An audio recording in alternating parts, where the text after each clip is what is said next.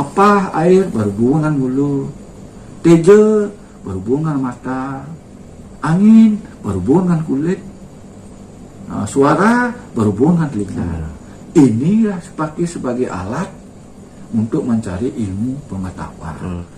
Bahasa dewa, weda, bahasa resi, mantra, bahasa manusia, bahasa lokal setempat, bahasa pitra, pupuh kidung geguritan, roh pengayah pura. Maaf, off record sebenarnya ki. Saya kecanduan dulu 18 tahun, minum heroin. Sudah berobat berbagai macam dukun, dokter, rumah sakit jiwa, LP, Polres, sudah. Akhirnya daripada saya bunuh diri, saya menyerahkan diri. Bayangkan 18 tahun kecanduan heroin.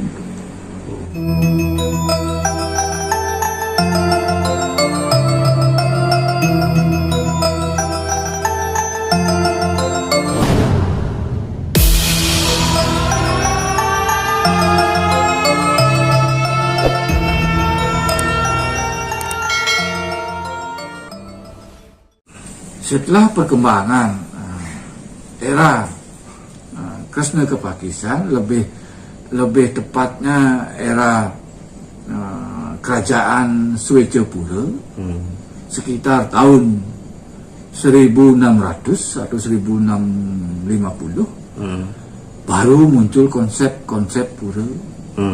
Baru enten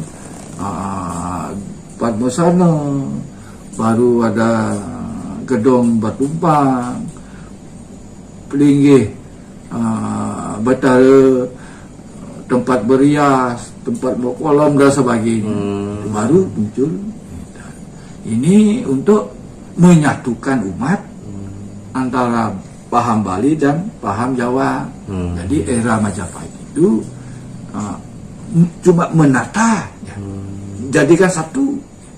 Di mana dulunya umat Bali menyembah halang, contoh seperti pura segara, banyak bertebaran pura segara sesuai dengan tempat masing-masing, dijadikan satu lah, membangun pura segara, Ulu Lundanu dan pura gunung-gunung sebagainya, biar dijadikan satu tempat.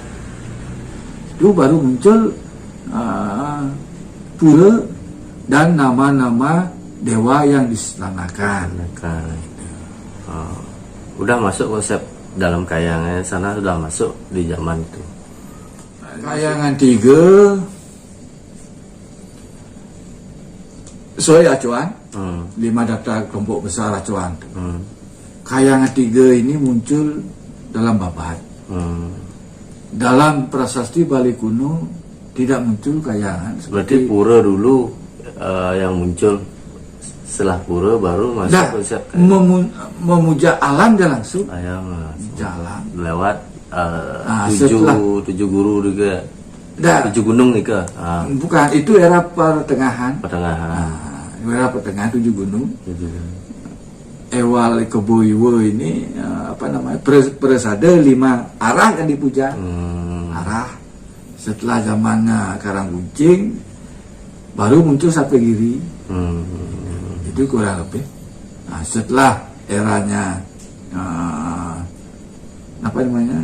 penguasa para ahli Majapahit, baru ada konsep bentuk-bentuk pelinggih.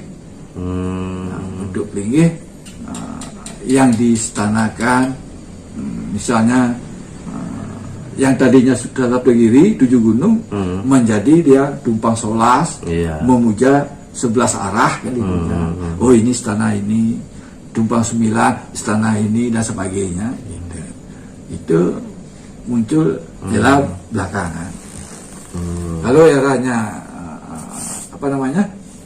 kalau mau kayak acuan babat yang disebutkan bahwa Empu Kuturan ini membangun kayangan 3, mestinya di Bali ini banyak pura kuno di Bali, pura desa kuno, pura pusah kuno dan sebagainya. Gitu. Tapi justru yang muncul adalah peninggalan pertapaan pelabuhan raja-raja Bali kuno. Nah, gitu. Itu kurang lebih. Terus niki apa yang viral tentang terjadinya penolakan agama atau aliran kepercayaan yang datang dari luar nih, sedang lagi hangat-hangatnya nih Pak De. Menurut pendapat Pak De, bagaimana ini menyikapi hal seperti ini? Wih. Sebenarnya memang ini apa namanya, komparasi. Perbandingan. Bukan dia menyalahkan. Bukan. Kembali kita di zaman terdahulu sudah mulai masuk tentang sekte-sekte sebenarnya. Betul. Memang harus kita apa namanya, kembali ke sejarah. Harus tercatat track record leluhur atau agamanya dia di Bali. Kalau sekte yang lagi viral belakangan ini, maaf, ini kembali ke komparasi. Kalau pahamnya luar dan pahamnya Bali, sekarang disebut agama Hindu. Kalau bersumber dari Catur Weda, di mana Catur Weda itu memuja alam. Nah, mestinya satu, dasarnya harus memuja alam. Paham yang disebutkan tadi, memuja manusia. Nah, orang yang pernah hidup di Bali, kalau suci, ya pernah hidup di dunia ini. Nah, kalau ini pernah hidup orang yang pernah hidup di dunia ini dan disucikan, umumnya disebut Betara. Kalau di Bali dipuja Hyang. Hyang artinya Tuhan, dewa dan sebagainya. Kita tidak tahu asal usulnya, tidak tercatat asal usulnya. Artinya di Bali ini masih konsisten dia memuja alam, sesuai dengan Catur Weda. Satu. Yang kedua, tercatat rekam jejak agamanya di Bali. Yang dibilang ini rekam jejaknya tidak jelas. Yang ketiga, Hindu yang ada di Bali ini, yang disebut Hindu ini baru muncul era tahun sekitar 58 atau 60 baru disebut agama Hindu. Baru disebut agama Hindu. Kalau memang dia menyebut agama Hindu, seperti yang bilang tadi, kitabnya Catur Weda, pemuja alam, medesa adat, jelas track record rekam jejaknya di Bali, acuannya Pancaselada. Itu konsep dasar itu Pancaselada. Yang dimaksud Pancaselada ini adalah umat percaya dengan adanya sang pencipta alam atau Brahman, God, Allah, yang widi, Tuhan, apapun itu. Yang kedua, itu Bali ini percaya dengan adanya Atman, roh, jiwa, spirit, atom dan sebagainya. Yang ketiga, percaya dengan adanya hukum karma pala, sebab akibat. Percaya dengan adanya punarbawa, lahir berulang-ulang, dan percaya dengan adanya moksa, pasang.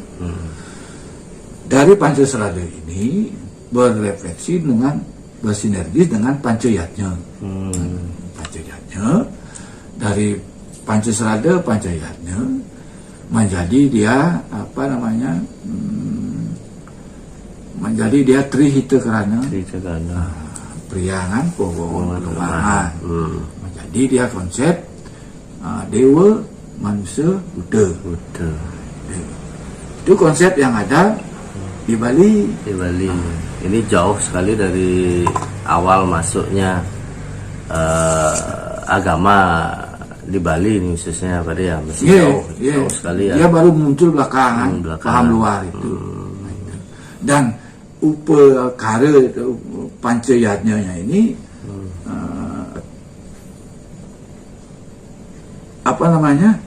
mengikuti sarwa prani Itangkara ini. Itangkara.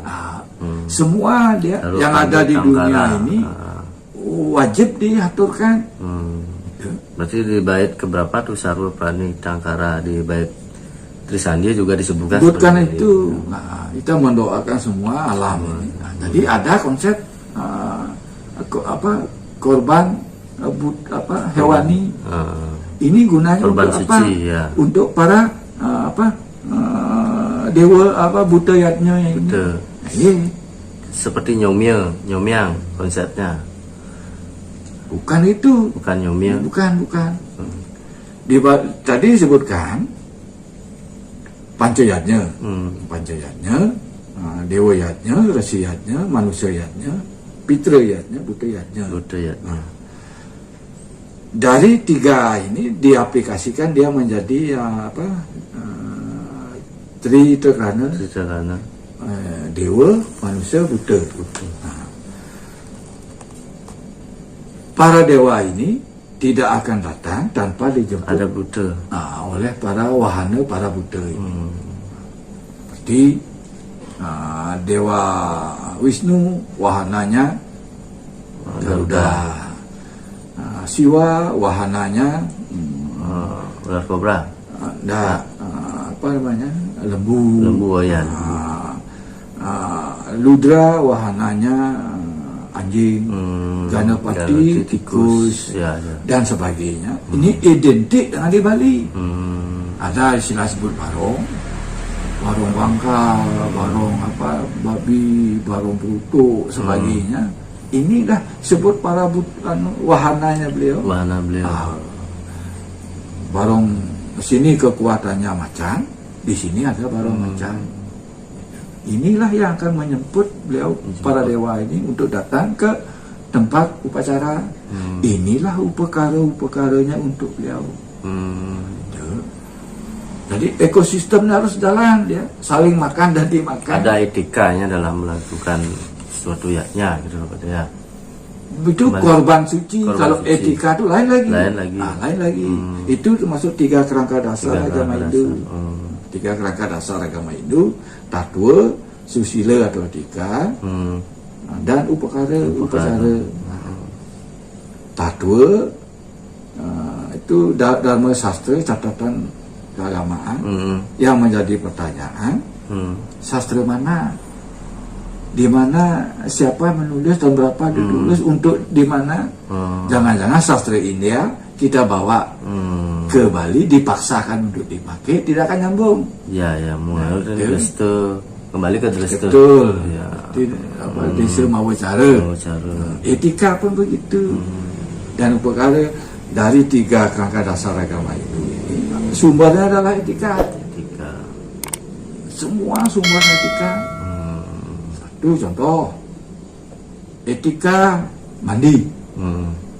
Anduk kepala dengan anduk badan kelamin tidak boleh satu. Harus dipisah. Etika tidur, kaki tidak boleh menjulur ke tempat suci. Etika makan, tidak boleh hadap ke barat. Etika jalan, tidak boleh menyusup tali jemuran. Etika sembahyang, ada astaga yoga. Etika nyambut tamu, etika semua etika. Etika nyapu di pura dari depan ke belakang, bukan dari belakang ke depan.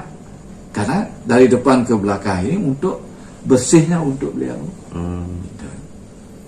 Semua etika yang baik dilakukan dengan taat, tulus, tepat untuk yang dipuja. Muncullah kepekaan. Intuisi. Dari peka muncul sakti sidi. Dari sakti sidi muncul kebenaran. Dari kebenaran dicatat dan diikuti oleh warga, oleh desa, oleh jagat, baru dia disebut tatwa. Jadi tatwa atau aturan dari di gunung dengan di sisir pantai berbeda. Masing-masing tempat punya aturan sendiri. Nah, itulah etika di sana. Betul, etikanya muncul itu. Maka konsep teologinya tetap konsep dewa dan buta. Jadi lewat fenomena kerawuhan lah akan muncul. Karena kerawuhan ini sesuai dengan 5 pancayatnya ini. Ada kerawuhan dewa, kerawuhan resi, kerawuhan manusia, kerawuhan pitra, kerawuhan buta. Itulah percaya dengan adanya atma, roh, jiwa, spirit.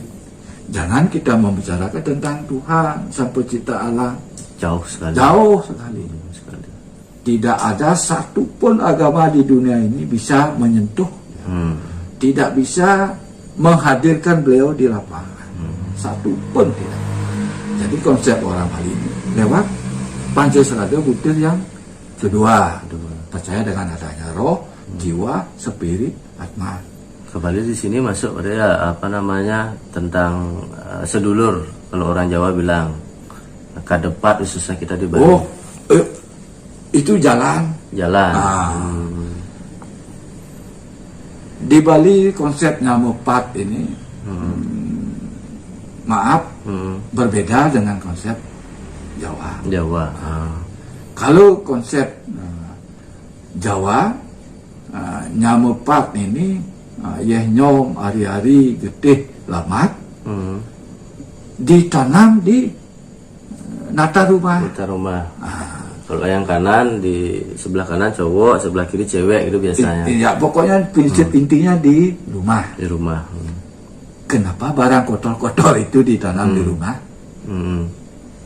Otomatis letak dong karangnya. Itu satu. Kalau konsep Bali, nyamupat ini ditanam di setra alit-alit. Setra bajang. Dia di setra alit. Di setra seperti di Bayung Gede digantung dia. Di tumbuhan gantung banyak airnya itu apa namanya? Di sini banyak khususnya yang di Bali ini belum paham sampai di sana nih. Ini suatu pemahaman yang baru kalau menurut saya pribadi nih Ki tentang konsep ini. Ini memang patah lapan seperti itu. Kalau dia konsep Jawa, dia ditanam di rumah, dia ngubah di dalam raga, usus, paru-paru, jantung, setengah dewa ini, dewa itu, dewa ini. Istilahnya dewa ada di dewe. Kalau konsepnya Bali ini, dia menanam di setra alit-alit. Dia pastinya dia mencari Tuhan itu keluar dia. Keluar dari rumah, keluar dari diri, bukan ke dalam tubuh. Yang dipakai alat lah ini ya. Ini apa namanya? Nyamupat tuh di sini. Begitu bayi lahir, ini roh atau jiwa ini masih dikuasai oleh alam lain. Masih gaib. Setelah dia apa namanya bulan tundina nyambut kan? Betul nggak nyambut ya, palunya? Ini baru disambut oleh orang tua. Selama masih pengaruh dari alam gaib, dari nyamupatnya ini, itu dibangunlah kumara masih alam untuk membuktikan bahwa si bayi ini masih dikuasai oleh gaib. Cobalah bayi sedang tidur, begitu ya. Jangan sampai kena maksudnya di atas, pasti dia gitu. Pasti dia gitu. Ini masih ada alam gaib yang menguasai. Setelah dia bulan tundina disambut oleh orang tuanya, baru disambut ini. Setelah dia moton turun ke tanah, baru dia resmi menjadi manusia, diterima di alam. Setelah dia dewasa, nyamupat ini menyatu dia ke ini. Muka. Pertiwi berhubungan dengan hidung. Apa air berhubungan dengan mulut. Teja berhubungan dengan mata. Angin berhubungan dengan kulit.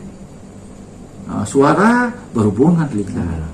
Ini dipakai sebagai alat untuk mencari ilmu pengetahuan. Kalau ini dipakai alat seperti yang ditanam di efeknya akan seram. serem, maaf sekali serem. Ya, ya. Kalau dia keluar dari lapangan, menuju alam, dampaknya apa? Bukan serem. Bukan serem. Wong sama. Itu akan muncul sulinggih. Muncul akan mengkasih tuntunan. Alam yang akan mengajari. Alam. Saya pernah punya pengalaman satu.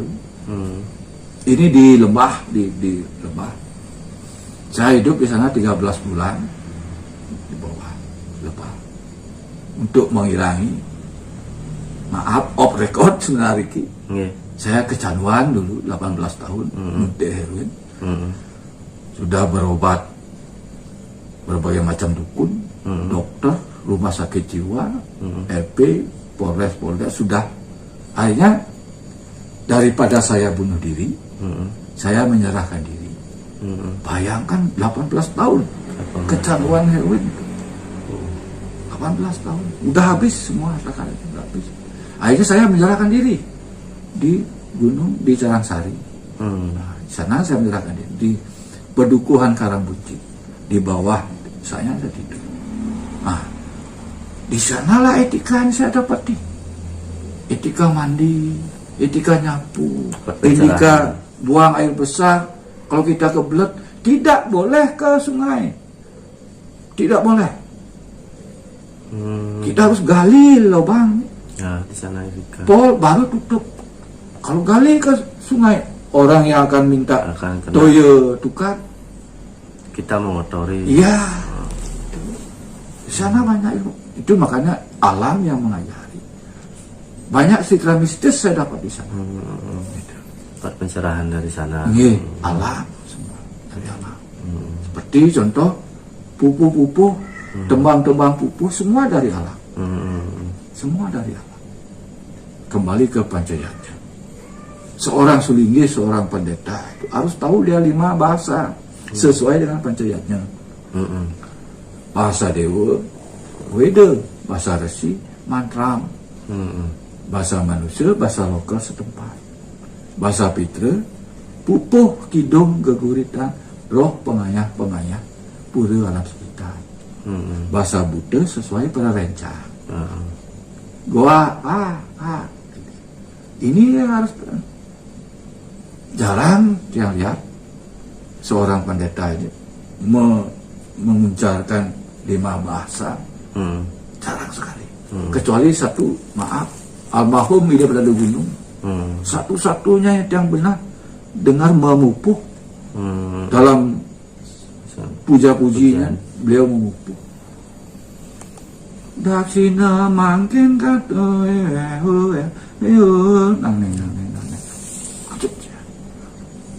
bukan bahasa Weda dan mantra aja bisa. Bahasa manusia pun harus. Contoh, hingga pada ini manusia di Madewa pengaturan. Nah, itu biar diketahui oleh. Itu bahasa ibu. Itu bahasa ibu. Itu yang perkembangan agama. Lalu perbedaan yang lain antara paham yang lagi viral. Maaf sekali ini. Cuma komparasi aja. Tadi sudah yang dituhankan alam, yang ini manusia. Kitab sucinya Caturweda dan lontar-lontar sebagainya. Yang ini bahwa itu. Yang di sini mau desa adat, sini tidak desa adat. Gitu. Yang kesekian nama pendeta pun lain. Gitu. Dan tempat sucinya pun lain. Ya. Ini yang menjadi kontradiktif. Gitu. Itulah akhirnya seperti yang berkembang sekarang saat ini. Kembali kini kita hanya mencoba membedah tentang sejarah agama dari awal mula datangnya agama di Bali ini, hanya sebagai bahan kita sharing ya Pak ya, sharing, berbagi, tidak ada maksud menggurui. Barangkali ada yang memiliki pengalaman atau punya beberapa literasi tentang babat atau lontar atau prasasti bisa sharing bersama kita. Mungkin kita sinap dulu Pak De. Apa nanti ada part nanti lanjutan nanti ya. Kita sinap untuk Brahma Santi. Om Santi Santi.